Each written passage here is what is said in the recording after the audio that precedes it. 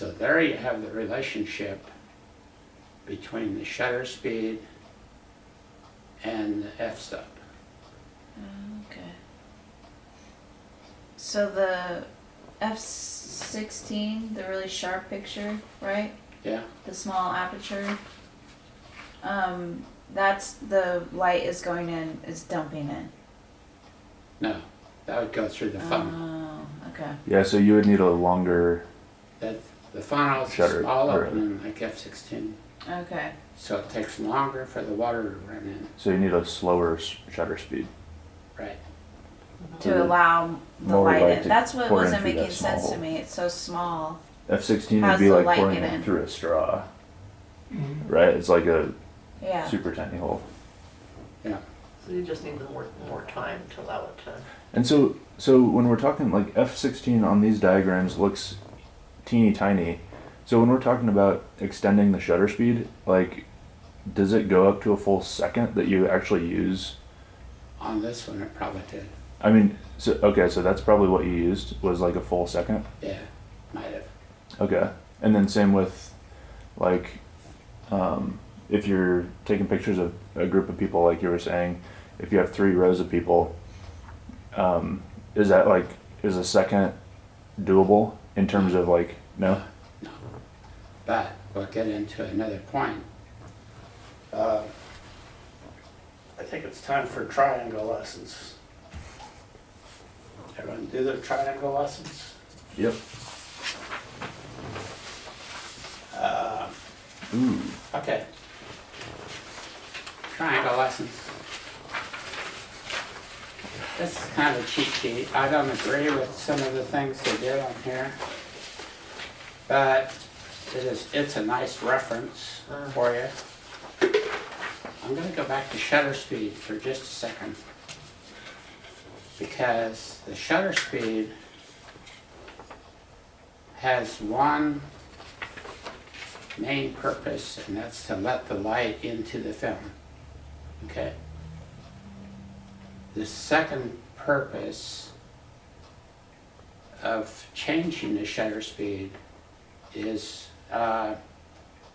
camera blur. Like if I took a picture at a very slow shutter speed and then holding it by hand, it'd be blurred. And that's from camera shake. The other reason for a shutter speed is to stop the blur on the other end, like in sports, where the person is moving. Mm. So you have 2 functions there. The first one, if I'm taking a landscape, I want it fast enough that I don't have camera shake when I'm holding it. If I'm with there's no sports involved there, so it doesn't have to be so fast that it stops someone running across the field. So, if that's shutter speed there, the f-stops are listed, and what I like about this chart here on aperture, it says aperture there, it says f-stops here. It has every one of them listed. 1.4, f2. So every time I change the shutter speed to Megan, if you're taking a picture with, say, a group, I want a fast enough shutter speed so that I don't get any camera shake, let's say. But in order to do that, I'm also stopping the lens down. That's called stopping down when you get a smaller opening. It's called wide open when you have maximum light coming through.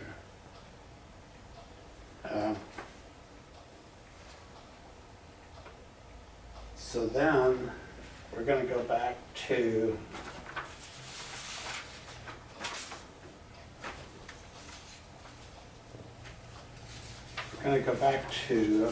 shutter speed chart right there and f-stops. I took my light meter and I measured how much light was falling on my face right now. And that's how much light it would take to make a picture of me. Okay. And we're just going to say, for convenience sake, that was f5.6 to get a little bit of depth of field, because you want me to be sharp, right? And 1/30th of a second, okay? Now, what is the correlation between the ratios? You said that on the shutter speeds, every time you change, it doubles the light, or halves the light, right? Interestingly, the f-stops work the same way. Okay? So, I'm going to take my little paper clip here and put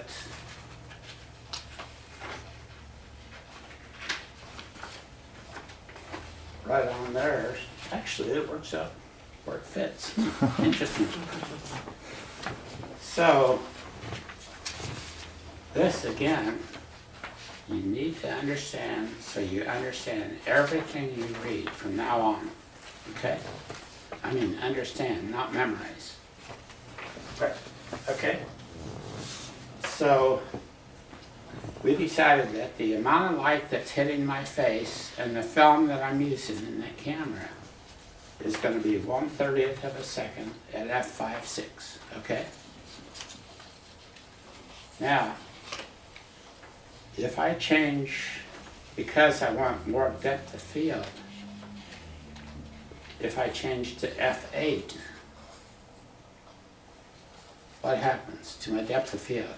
Because the opening is smaller, it's more sharp from front to back. My knees might be in focus, you know? Whether you care or not, that's good. But then what happened to my shutter speed? Because f8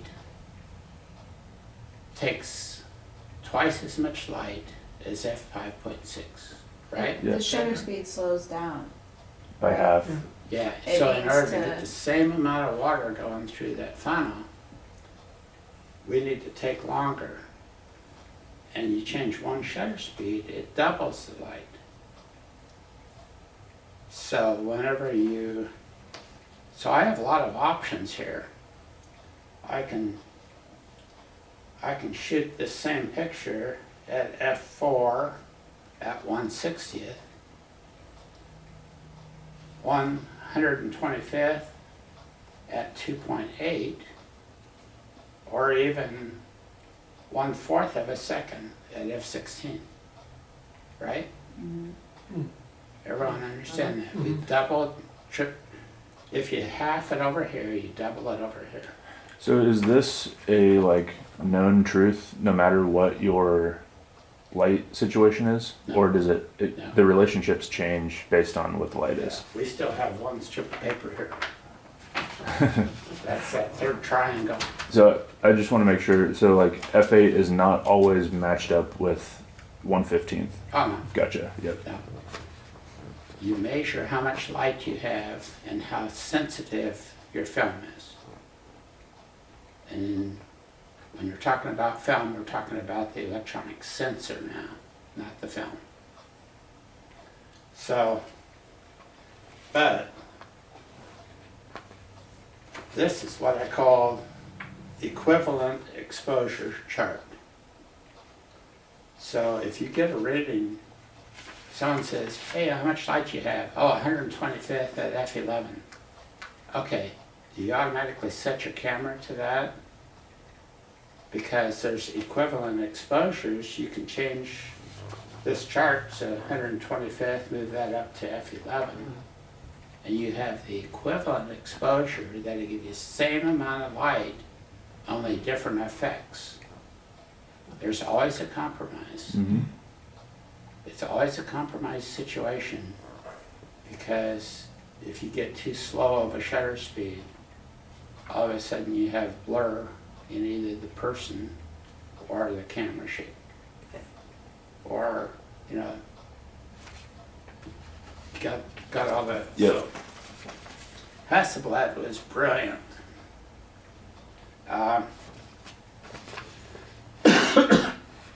Because we didn't have variable things like they do with the sensors now. But if I took a reading and I was going to shoot this group of people at a wedding, Hasselblad put on, and on my light meter I can have equivalent exposure, EV. I can measure that and just set it to my lens here at 13. Hasselblad ties everything together. So if I shoot this picture at 125th of a second at f8, and all of a sudden I want to do it faster shutter speed, I can switch to 250th at 5.6, and they're locked together. So no matter where I put this, it's always the same exposure to the film.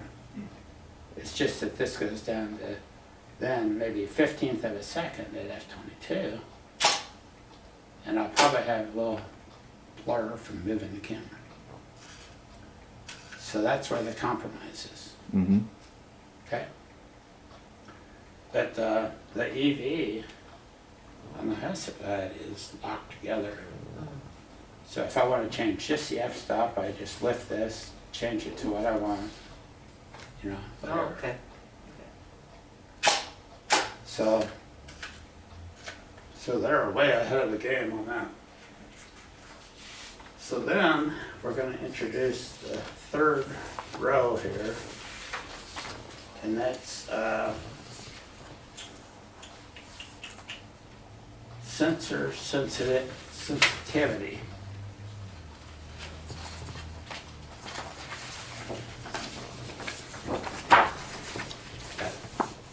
Okay.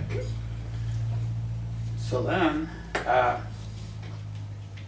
this chart,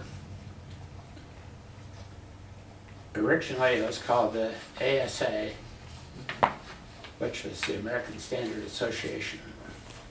And every film that I bought had an ASA number. And in the 1970s, they decided that the American Standard, Europe had one that was called DIN, the DIN. Well, it was confusing when you looked at film and it said DIN this, ASA this. So they changed to the ISO, which is basically international standards. So it's all uniform now.